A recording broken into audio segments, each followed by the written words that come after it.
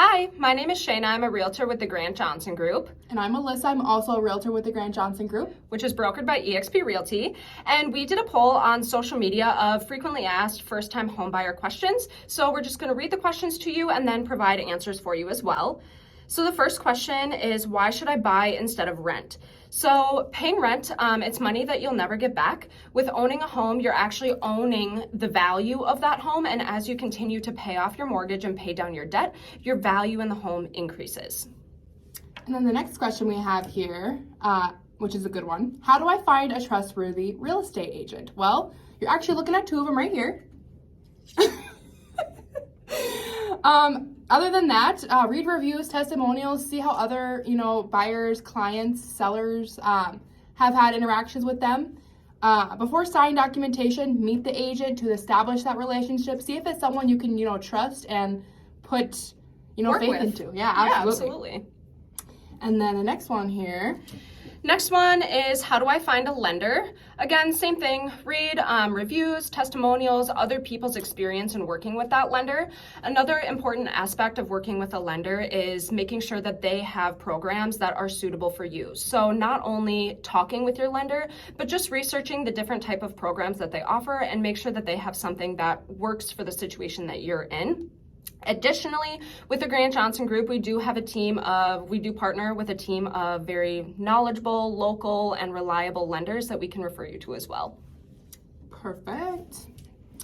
Another question here. I have bad credit. Can I get a loan? Well, good news with that is we do work with referral partners that have many different programs. So even if your credit score isn't perfect, they work with that all the time. And if it is kind of not qualifying per se to get a loan, they do work with other partners who can help you restore and build that credit back up to where it should be. Next question. How much money do I have to have for a down payment? Short answer is it depends. So it depends on the type of financing you have.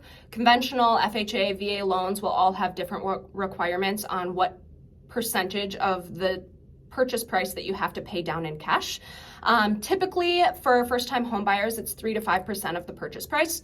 So for an example, if a home is like $200,000, your down payment price would range anywhere from $6,000 to $10,000 down in cash. Perfect. What happens at closing? Great question. All documents are going to be signed. This is kind of where you're going to get your keys, where you're going to take possession of the home, and where they're going to transfer the deed from the seller's name into your name. This is the last question that we got. What is the home buying process? So there's a lot of steps and it can get very confusing. So the first thing that you should do is find a realtor that you trust and work with. Again, meet with them before signing any documentation to make sure that they are going to be capable of guiding you through the process and helping with your needs. Next, you're going to be working with the lender to get that pre-approval letter and get your financing in order. Once you get financing in order, then we start touring homes. Once you find a home that you like, we submit an offer. The sellers have a couple options when it comes to receiving an offer. They can choose to accept your offer and move forward with the original offer you submitted. They can choose to counter offer, which just means we like this part of your offer, but we want to change this part. So let's say they like the amount of money that you offered, but they want to change the closing date for whatever reason. So they can choose to counter offer you, or they can choose to decline your offer because they maybe accepted another offer with another buyer. Once we have an accepted purchase agreement on the purchase of your home, next step is scheduling a home inspection if you've elected to have one. Typically, the period for the home inspection is anywhere from 7 to 10 days. Again, that can depend on the situation in the house as well. After the inspection is done, depending on the type of lending or type of financing you went through, the financing or lender may require that we get an appraisal. So what an appraisal is there's a real estate appraiser who comes in and assesses the value of the home to ensure that the buyer is paying fair price for the house.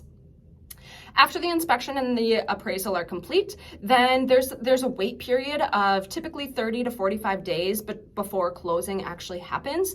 During that wait period, a lot of things are happening behind the scenes. So title work, closing documents are being prepared. There's a lot of things that are happening behind the scenes that the buyer isn't necessarily aware of, but that's what kind of happens in that down period while you're waiting for closing.